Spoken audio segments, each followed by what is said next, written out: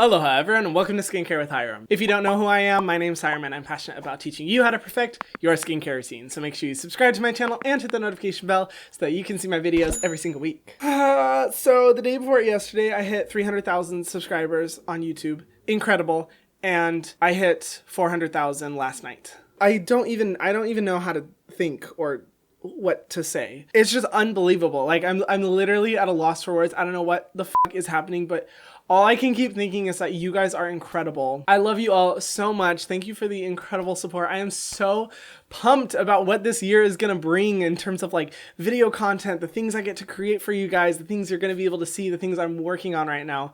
Literally so excited, and I'm so happy that our family is growing bigger and bigger by the day. So thank you so much. This video is way long overdue. I don't know why I haven't made this video. I think literally a year and a half ago, like right after I started my channel, there were people asking for a video about Cetaphil and CeraVe, and I commented back like, oh yeah, I'm gonna start working on it now. Bitch, why did it take me a year and a half? But regardless, here I am sitting down ready to film this video. In today's video, I'm going to be talking about Cetaphil versus CeraVe. Both crazy popular drugstore brands that pretty much everyone knows about. Like if you know about the skincare world, but you don't know about Cetaphil or CeraVe, you're not in the skincare world. Both are different brands, but they are compared so much. And there's the constant debate between Cetaphil or CeraVe and which one is better. And I thought it would be a lot of fun to go product by product, all of their best sellers, to determine which brand is actually better from a formulation perspective. If you aren't familiar with my channel, I am addicted to skincare and deciphering ingredient lists. It's practically the only dopamine I get these days. But I constantly read through ingredient lists. I won't shut the fuck up about which ingredients you should be using, which you shouldn't be using. And being that both of these brands are considered some of the most simple yet effective brands on the market, I don't know why it's taken me so long to talk about them. So let's get into it. So Cetaphil and CeraVe do have products that are almost exactly alike, at least in the way that they look and their popularity. So what I'm going to do is compare each of their main products, their main cleanser, their main moisturizer, their main cream, their main eye cream, and then choose a winner for each category. And then at the very end, tell you which brand I personally think is better. Now,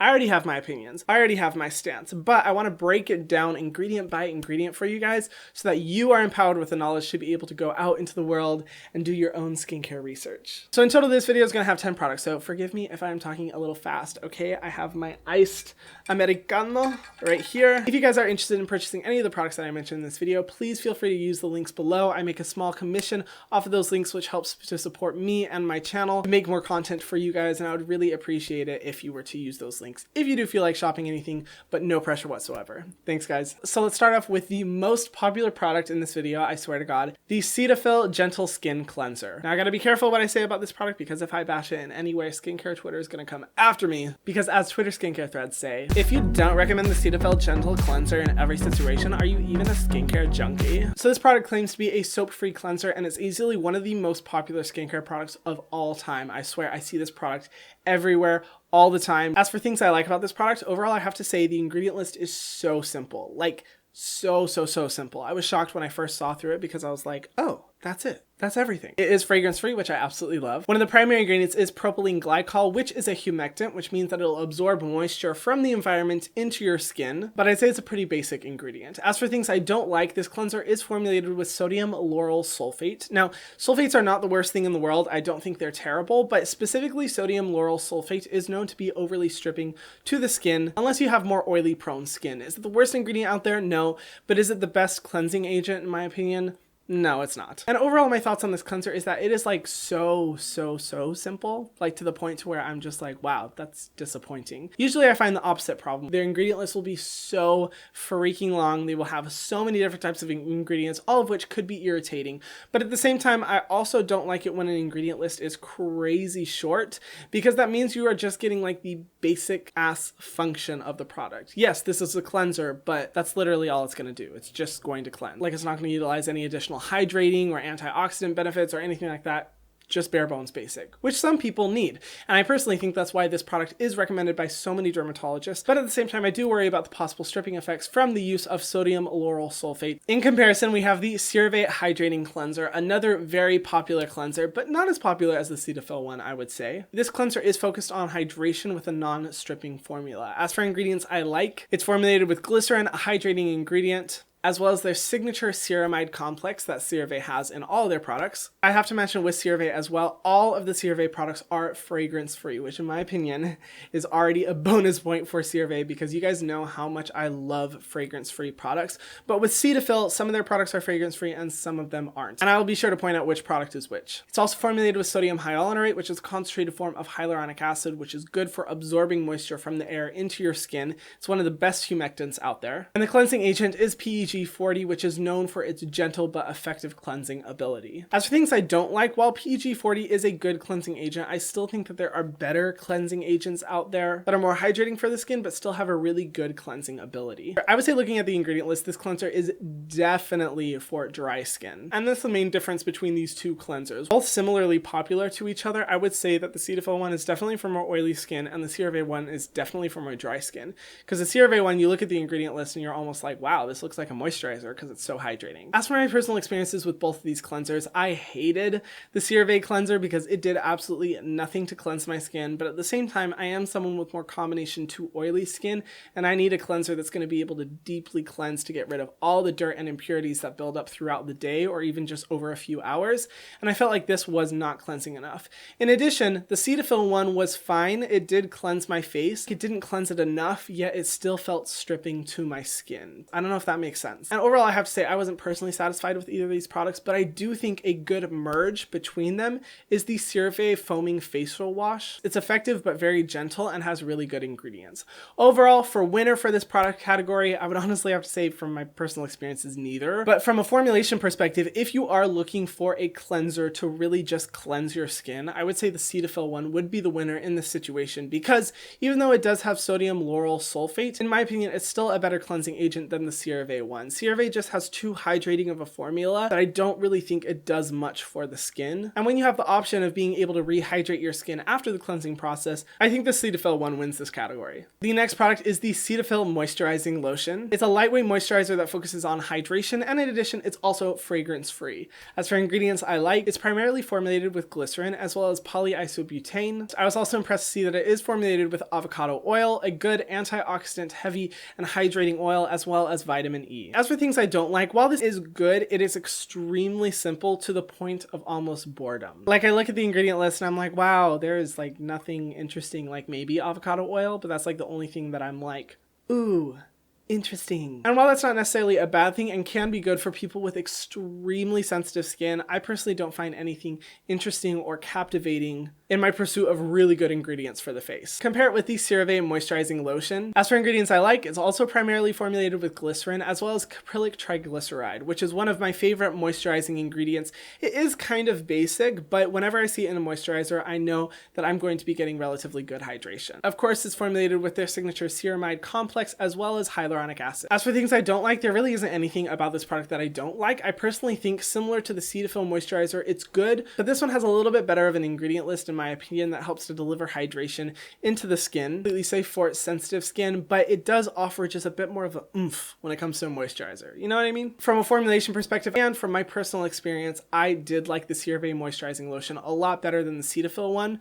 The Cetaphil one, while it was nice, it had a little bit too much of a slip from the silicones that it uses, which made it more difficult for it to sink into my skin, while the CeraVe Moisturizer sunk into my skin like that. Moving on to eye creams, we will start with the Cetaphil Eye Cream. As for ingredients I like, it is formulated with a nice siloxane, which forms a little bit of a seal over top of the eye area to help prevent any loss of hydration. Niacinamide is the 8th ingredient, which if you don't know what niacinamide is, whew, girl, you don't watch my videos because I literally won't shut the fuck up about it. Niacinamide is a great ingredient for reducing sensitivity and irritation while also reducing any excess oil sebum control, and it is a brightening agent, which means if you have any dark spots, niacinamide is really going to help to brighten those, which is particularly beneficial for the under eye area. It's also formulated with sodium hyaluronate, as well as licorice extract, an amazing antioxidant and skin soother, 2 different types of green tea, which is amazing for reducing any irritation, and grapeseed oil, which is good for hydration. When I first read through the ingredient list of this product, I was like, damn, yes, Cetaphil, this is the type of ingredient list that I like. Until this eye cream is formulated with fragrance. I'm so confused. Fragrance can be extremely irritating and offers no benefits to skincare products whatsoever. Eye is the most sensitive area of the face and definitely an area that you want to completely avoid fragrance. Now in their ingredient list, they do say masking fragrance, which means instead of adding like a really pleasant aroma, it's just used to make some of their ingredients not smell as bad. But masking fragrance can be just as irritating as regular fragrance and just doesn't belong in a skincare product in my opinion. Now moving on to the CeraVe eye cream. As for ingredients I like, niacinamide is the second ingredient. If you want to make me orgasm, that's how you do it. I remember the first time I ever came across this eye cream and literally my mind was blown at Target. I was like, how is niacinamide the second ingredient? Like, I consider myself lucky if I find niacinamide in any products, let alone as the second ingredient. So automatically I fell in love with this product, but it's also formulated with caprylic triglyceride as well as glycerin, sodium hyaluronate, jojoba oil, a type of soothing seaweed extract, aloe vera extract, and sweet almond oil, which is good for hydration. As for things I don't like about this product, literally nothing. I can't think of a single thing that I dislike about this product, especially considering that the price point is incredible. At Target, this product is $7. $7 freaking for an eye cream with this incredible of an ingredient list. In my opinion, ever since I found this eye cream, I really haven't been on the eye cream game because I'm like, this ingredient list is so bomb and the price point is so amazing that why would I want to try anything else? Which makes it the obvious winner of this category. And I just think the CeraVe one from a formulation perspective is just so much better. Honestly, if you guys were to walk away with one product from this entire video, I would recommend the eye cream because that's just how much I love it. On to the next product, the Cetaphil Moisturizing Cream. Now, as opposed to their moisturizing lotion, this one's a little bit of a thicker consistency that works better for people with dry to very dry skin. Glycerin is the second ingredient, and the third ingredient is petrolatum. Now, if you don't know what petrolatum is, it's basically Vaseline. Same thing as Vaseline. It is petroleum jelly. Now, petroleum jelly is known to be one of the best ingredients in the skincare world because it has barely any sensitizing side effects, but at the same time, it is a really cheap ingredient. And whenever I see petrolatum used, to me, it communicates that the company isn't really trying to like push the boundaries in the type of ingredients that they formulate with, kind of relying on the most basic bones ingredients. Sweet almond oil is the eighth ingredient and it's fragrance free. As for things I don't like, petrolatum, like I said before, it's good, but not necessarily amazing. I would have preferred that they formulated with sodium hyaluronate to get some humectant and hydration abilities in the cream. And then lastly, this is in a large jar, and because it's so big, I personally don't like products that big that last for that long in that big of a jar because, you know, the amount of times that you're dipping in it just increases the risk of bacterial growth, but with the amount of preservatives that they use, it's probably fine. And it's up against the CeraVe Moisturizing Cream. As for ingredients I like, it is formulated with glycerin, caprylic triglyceride, hyaluronic acid, and petrolatum as well, but it's formulated lower on the ingredient list, which to me communicates just more effort in the skincare formulation ability. As for things I don't like, really the only thing is the same as the Cetaphil Moisturizer. I don't like that it's in such a big jar, but at the same time, it's probably fine. For winner in this category, I would personally say the CeraVe Moisturizing Cream is the best one to go with. I have loved this product for so long because of how much it hydrates both on the face and the body, and it's at such a good price point and lasts for so long that if you're just looking for a general moisturizer for dry skin, this would be the one. But also from a formulation perspective, I think CeraVe just put a little bit more effort into their product as opposed to Cetaphil, which kind of sits on the most basic skincare formula without really trying anything innovative. And then for the final products, we have the Cetaphil Moisturizer with SPF 50. For ingredients I like, first of all, I love that the sunscreen is SPF 50. It's the highest level of protection for sunscreen, which is great because the sun is literally the devil. It's responsible for 90% of premature aging within the skin, so any type of sunscreen and the higher protection factor, the better. And this moisturizer also has a very simple ingredient list and it is fragrance free. As for what I don't like though, it only relies on two sunscreen ingredients, avobenzone and octocrylene, which are both classified as chemical sunscreens in the US. If you don't know my stance on US chemical sunscreens, I'm just not a fan. Not only do they have a lot of potential irritating side effects, there's conflicting evidence out there about how they affect coral reefs, and I personally tend to avoid them where I possibly can. It also has a very simple ingredient list. Again, like a lot of these Cetaphil products, I could see how they're beneficial for people who will literally react to everything, but I look through the ingredient list and I'm just like, oh, it's just boring. There's nothing really interesting. It's just, yeah, it's a basic moisturizer with sunscreen. Compared with the CeraVe Facial Moisturizing Lotion with SPF 30. As for ingredients I like, niacinamide is the second ingredient. CeraVe, I love you. Niacinamide is just such a good ingredient, and I love that they formulate with such a ridiculously high percentage of it because I want as much niacinamide as I can get. It's also formulated with glycerin, hyaluronic acid, and one of the sunscreens is zinc oxide, which is one of my personal favorite sunscreen ingredients out there. It just offers the widest range of protection. As for things I don't like, this is formulated with 4 different chemical sunscreens. I'm not a fan of chemical sunscreens, but I do like that they also include zinc oxide. And just with the amount of sunscreen ingredients they use, it's a reassurance to me that this product is going to be really effective at protecting your skin from the sun. As for the winner in this category, CeraVe. CeraVe is the winner. I just love the ingredient list and I love the protection factor. Even though it is SPF 30, I like that they formulate with a variety of sunscreen ingredients as well as zinc oxide.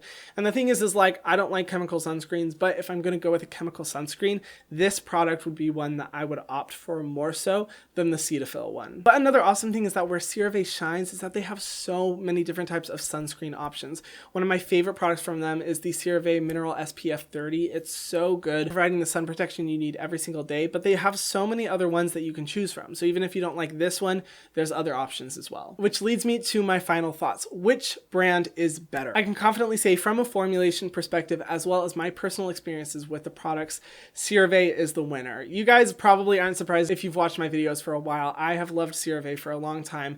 I just think they're such an incredible brand that is very intentional about which ingredients that they use. First of all, I love that all of their products are fragrance free and very researched. They put a lot of time, energy, and research into their products. In addition, I love that they have so many alternative options in case one of their products doesn't work for you. I was a little shocked by how simple the product selection from Cetaphil is, because I was like, what if I want this type of cleanser? What if I want this type of moisturizer? What if I want this type of sunscreen? They really only give you like 2 options maximum. You have so many different types of products that you can opt to use in case one doesn't work for you, all while still being as accessible as Cetaphil. You can find both of them in pretty much every drugstore out there. And lastly, CeraVe just has a really impressive ingredient list for the same price point as Cetaphil. While Cetaphil delivers the most basic bare bones skincare, CeraVe for the same price formulates with so many amazing ingredients that are so good for your skin, all while minimizing any type of sensitivity you could experience. CeraVe also has so many different treatment products. They have retinols, exfoliants, a vitamin C product, sleeping creams, while Cetaphil really only has their Pro line, which offers very few actives and is also formulated with fragrance as well.